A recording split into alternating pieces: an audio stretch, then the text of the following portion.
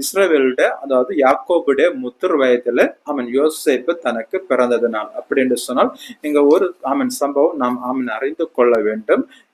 பாருங்கள், யோசேப்புடைய முதிர் வயதில பாருங்கள், முதிர் வயதில ஒரு குழந்தை பெற்றெடுப்பது என்பது அது சாதாரணமான காரியம் அல்ல.